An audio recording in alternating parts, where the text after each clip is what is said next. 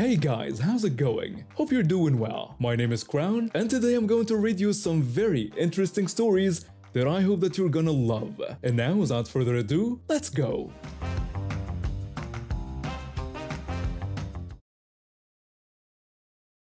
I work at a restaurant and keep late hours because of it. My partner does too, so we both get home around 2 or 3 in the morning. We found this apartment in the city that used to be servants' quarters in a huge old Victorian house. The whole building got split up into different apartments, and the nicer ones were higher up. We got the ground floor place, which was smaller but came with 2 parking spaces in the back alley. In our city, parking costs a fortune, and you can spend an hour just looking for a spot, so having guaranteed spaces was amazing. The landlord was a good guy who took care of the building and seemed to like us as tenants. We always paid rent on time, kept things clean, and tried to be quiet when we came home late. We'd park without slamming doors and whisper when we got to our apartment. Everything was great for about a year. Then this woman moved in upstairs. Right away, she had problems with everything we did. She worked normal business hours, which I get makes our schedule annoying, but her complaints started immediately. She called the landlord about us coming home too late, about my dog making noise when he was just yawning, about our footsteps being too loud even though we lived below her. Meanwhile, she spent hours pacing around in high heels on her hardwood floors while talking on speakerphone at full volume. But somehow we were the noisy ones. I've lived in apartments my whole adult life, so I know how to deal with difficult neighbors. You just ignore it and mind your own business. The landlord liked us enough that her complaints never got us in trouble, but they were still annoying. What really bothered me was how entitled she acted about everything. She seemed to think the building owed her complete silence after 5 in the evening. I figured we could probably put up with this forever though. She'd complain, we'd ignore it, and life would go on. Then I came home from a really long shift at the restaurant one night and found this beat-up station wagon parked across both of our parking spaces. It wasn't just taking up one space, but blocking both of them so neither my partner nor I could park anywhere. I sat there thinking maybe someone was just loading something and would move soon. But after 2 hours, the car was still there. I called the landlord because I thought someone had made an honest mistake. Maybe a visitor didn't know those were our assigned spots. When he showed up and I pointed out the car, his face got weird. He told me it was my upstairs neighbor's car. I asked if he could get her to move it since we both needed to park. He said she had left for Europe the day before and would be gone for 4 months. I stared at him. 4 months. This woman had deliberately parked her car to block both of our assigned parking spaces and then left the country. I asked if he would have it towed. He said he couldn't tow a tenant's car. I pointed out that she was blocking our assigned parking that was written in our lease. He said he knew it was a problem but would talk to her when she got back. When she gets back? In 4 months. So for 4 months, my partner and I would have to pay for street parking for both cars, which in our neighborhood meant about $40 a day, if we could even find spots. I was furious. This woman had been complaining about every little thing we did for months, and now she had stolen our parking for 4 months and just walked away. The landlord wouldn't do anything because apparently being a tenant gave her the right to block other tenants. For the first few weeks, I thought about all the things I could do to that car. Slash the tires, break the windows, scratch the paint, put sugar in the gas tank. But I'm not stupid. I couldn't afford legal trouble on top of the extra money I was already spending on parking. I needed a way to express my anger without getting arrested. The answer came to me about 3 weeks in when I was walking my dog past her car. My dog is pretty big and produces large amounts of waste. I had just picked up after him and was walking past that stupid station wagon when something in my brain snapped. Before I knew what I was doing, I was smearing the fresh dog waste all over her door handles. And it felt amazing, so I kept doing it. Every time I took my dog out, which was usually twice a day, I saved some of his business for that car. I got creative with it too.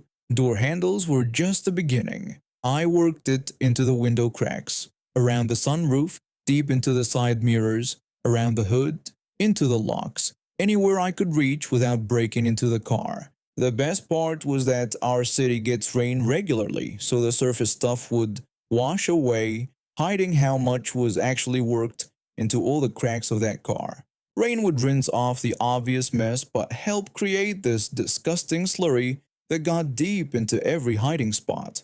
For almost 3 months, every time my dog did his business, I made sure that car got decorated with it. I felt like an artist working on a masterpiece. By the time I was done, that station wagon was completely covered with dog waste in places she would never think to check. I wasn't home when she finally came back and found my work. My partner and I didn't get to see her face when she first touched those door handles or smelled what had been sitting there for months. But I did notice the car disappeared from our parking spaces pretty quickly after her return. The woman never spoke to us again. Not a word. She wouldn't even look at us when we passed in the hallway. A few weeks later, I started seeing her car around the neighborhood with a for sale sign in the window. It took her several months to find a buyer, probably because of the smell, but eventually both she and the car disappeared from our lives. She moved out about 6 months after getting back from her trip. Never caused any more parking problems for anyone in the building. That day, I walked into the gym around 6:30 p.m. ready for my usual routine. The place had this comfortable buzz of people training, gloves hitting bags, and the occasional grunt from someone pushing through a tough set. I had just started wrapping my hands for my boxing session when I heard this loud voice near the entrance. A woman in her late 40s had just walked in with a teenage boy who looked like he wanted to disappear into the floor. She was wearing brand new workout gear that screamed expensive, but had clearly never seen actual sweat. Her son shuffled behind her, carrying boxing gloves that still had price tags hanging from them. The woman walked straight to the front desk like she owned the building. Her voice carried across the entire gym when she loudly told everyone that her son was going to be the next boxing champion and demanded the best training available. I looked around at a few other members. We all had the same expression that said, "Here we go." The kid looked mortified when every person in the gym turned to stare at them. The desk attendant tried to explain how things worked, but she cut him off immediately. She told him she did not want to hear excuses and said her Jeremy had natural talent that could not be wasted with mediocre training. Jeremy mumbled something under his breath that I could not catch, but his face was bright red. One of the trainers, Mike, came over to try to help the situation. He politely offered to show them both around and explain the programs. Instead of following Mike for the tour, she planted herself ringside where 2 other teenagers were practicing their footwork. She immediately started shouting instructions at Jeremy, who had barely put his gloves on. She yelled that his stance was all wrong and that he needed to punch harder. She even claimed she could hit better with her eyes closed. The poor kid tried to focus on what Mike was teaching him, but every few seconds his mother would yell something else. The other members started giving them a wide berth, clearly annoyed by the constant interruption. Mike tried again to redirect her attention. He told her they really appreciated her enthusiasm, but asked her to let them handle the training since her son was in good hands. She whipped around with this angry expression. She complained that all the trainers were the same and said she knew what was best for her son. She told him she would not stand for any nonsense because she had done her research and knew exactly what Jeremy needed. This went on for about 20 minutes. Jeremy kept looking around apologetically while his mother critiqued everything from his breathing to the way he held his gloves. The trainers tried to work around her, but she made it impossible. Things really escalated when Mike suggested Jeremy try some light sparring with another 16-year-old named Dan. Dan had been training for about a year and was known for being respectful and controlled in the ring. It seemed like a perfect match for someone just starting out. The boys got in the ring and started with basic movements. Dan was clearly holding back, just letting Jeremy get used to the feel of sparring. They exchanged a few light jabs, nothing serious at all. Then Dan landed a gentle body shot to Jeremy's ribs. It was barely a tap, but Jeremy winced slightly from the unfamiliar contact. That was apparently the last straw for his mother. She screamed that she had enough of this nonsense. Before anyone could react, she ducked under the ropes and stormed into the ring. Mike tried to stop her, but she pushed past him. She yelled at Dan to get away from her son and called him a little brat. She charged straight at Dan with her fist raised. Dan, who had been taught proper defensive techniques, stepped to the side when she swung wildly at him. In the same motion, he threw a controlled right hook that caught her square on the jaw. The sound was unmistakable. She dropped to the canvas like someone had cut her strings. The entire gym went dead silent except for her groaning. Dan stood there looking shocked at what had just happened. Jeremy actually looked relieved, which said everything about their relationship. Mike immediately called 911 while other trainers checked on the woman. She was conscious but clearly dazed, with what was going to be a spectacular bruise forming on her face. The police and paramedics showed up within minutes. While the medics examined her jaw, the officers interviewed everyone who witnessed what happened. Dan explained that he had acted purely in self-defense when she attacked him. Jeremy spoke up for the first time all evening. He told the officer that his mom had been yelling and disrupting everything since they arrived. He said that Dan was just defending himself and had done nothing wrong. The woman tried to argue that Dan had assaulted her unprovoked, but there were too many witnesses who saw her charge into the ring and throw the first punch. Dan's parents had arrived by this point and were understandably upset that someone had tried to attack their son. They decided to press charges for assault. When the officers explained that she was being arrested, she started screaming about lawsuits and how she would shut the gym down. The handcuffs going on finally shut her up. The officer told her that she was under arrest for assault since she had attacked a minor in front of multiple witnesses. Jeremy watched his mother being led away, and for the first time all night, he looked like he could breathe normally. He apologized to Dan for his mother's behavior and explained that she gets like this sometimes and he never knows how to stop her. Dan told him not to worry about it and said that it was not his fault at all. Mike offered Jeremy a chance to finish his session properly, and the kid was like a completely different person without his mother hovering. He listened to instruction, asked questions, and actually seemed to enjoy himself. I work as a parking officer, but this story happened to me a few years back when I was still new to the job. I had just finished a long shift writing tickets and dealing with angry drivers all day. All I wanted was to grab some groceries and head home to my wife and baby son. It was around 7 in the evening when I pulled into the supermarket parking lot. I was completely off duty, wearing just jeans and a t-shirt, driving my personal vehicle. Nothing fancy, just a regular family SUV that I bought used a couple years earlier when my son was born. We needed something bigger than my old sedan to fit all the baby gear. I spent about 30 minutes inside the store picking up essentials. Milk, bread, some baby food for my son. The usual stuff. When I came back out with my cart full of groceries, I loaded everything into the trunk and got into the driver's seat. I put the key in the ignition and started the engine. That's when things got weird. Before I could even put the car in reverse, another vehicle pulled up right behind me, completely blocking my exit from the parking space. I sat there for a moment, thinking maybe the driver just needed to grab something quick and would move. But then a guy got out and walked straight toward my car. He knocked on my window with authority like he owned the place. I rolled it down, and that's when he flashed a badge. He ordered me to step out of the vehicle. I was confused but complied. This guy was in regular clothes, no uniform, driving what looked like a regular car with normal license plates. But he had a badge, so I figured I better listen. I asked if there was a problem. He told me I had quite a beast of a ride and called me his friend.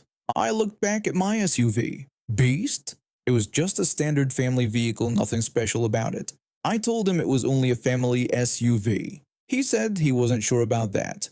He claimed he heard some unusual sounds from my engine and suspected I might have installed some illegal performance modifications on my vehicle. Now I was really confused, and my car was completely stock. I had never modified anything on it. I barely knew how to change the oil, let alone install performance parts. I assured him I hadn't done anything and that my car was in perfect stock condition. He said he had to make sure.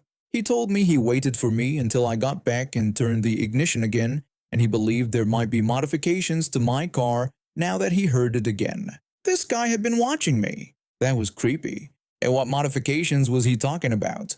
My car sounded exactly the same as when I bought it. I told him I was confident I didn't install any modifications and offered to let him check under the hood. I figured the best way to clear this up was to just let him look. I popped the hood and we both walked to the front of the car. He looked at the engine and claimed I had modified my air intake system. I stared at the engine. Everything looked exactly the same as always. The air intake was the same black plastic box it had always been.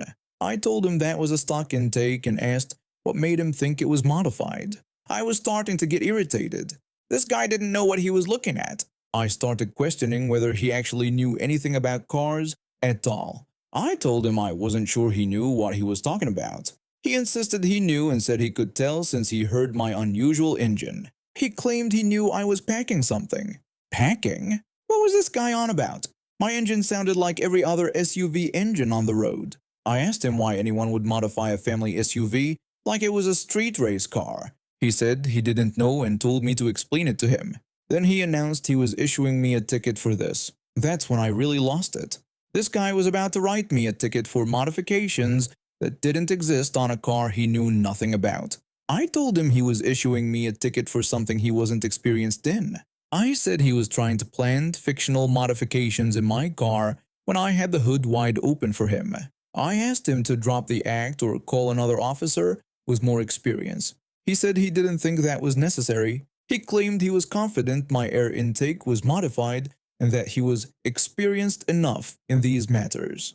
He turned and walked back toward his car to get his ticket book. I stood there fuming for a moment, then had an idea. I walked back to my SUV and opened the trunk. Hidden under some grocery bags was my own ticket book that I had forgotten to take out after my shift. When we met back at the front of my car, he stopped dead in his tracks when he saw what I was holding. He asked what was happening. I told him I was writing him a ticket too. He asked if I was an officer too and what I was writing him for. I explained that I was a parking officer and I was writing a ticket for illegal parking in a driveway and obstructing a parking space and the exit of other vehicles. He protested that he wasn't doing that. He said he was right there by his car and available to move it. He claimed he was only obstructing my exit to carry out his duty until he issued a violation. I told him he wasn't allowed to do that unless he was in a government vehicle. He insisted his car was a government vehicle. I looked at his car again. Regular plates, no government markings, no special equipment visible. I told him it wasn't. I explained it was a civilian car with a public license plate and the government vehicle exemption didn't apply to him. I said the fine was coming out of his pocket. His face was turning red now. He realized he had messed up. He said he was going to appeal to court and that the government would waive my ticket. I told him to try it and said if it worked, he was welcome to come back and spit in my face. I continued writing his ticket while explaining exactly what was going to happen. I told him he would take his ticket to court and plead not guilty because I couldn't find a government vehicle. I explained that the rules for undercover cops meant if they were in unmarked vehicles, they were fully responsible for any accidents or violations as long as their sirens were hidden and dispatch hadn't sent them. I said his car was currently treated as a civilian car since those conditions didn't apply, so he was responsible for this violation. I finished writing and looked him straight in the eye. I told him that as for my ticket, I was going to appeal to court as well. I explained the court would assign another experienced officer to inspect my car. I said since I was confident I didn't modify my car in any way, and he was full of nonsense, I was getting this ticket waived. I told him this would also possibly get reported and posted in his file at his police station for falsifying violations. I guessed he was just trying to fill a ticket quota for a promotion or something. I said I didn't know and didn't care, but he had screwed with the wrong guy. I handed him his ticket and reached for mine. He hesitated, realizing this whole situation was about to backfire on him badly. When he wouldn't hand it over, I just yanked it out of his hand. I got back in my SUV and rolled down the window. I told him he needed to move his vehicle because I had a wife and baby son waiting to be fed. He mumbled something under his breath as he walked back to his car. I couldn't make out what he said, but his body language said it all. He had tried to intimidate the wrong person and it had completely blown up in his face. And now we have reached the end of today's stories. Thank you for watching, and see you next time.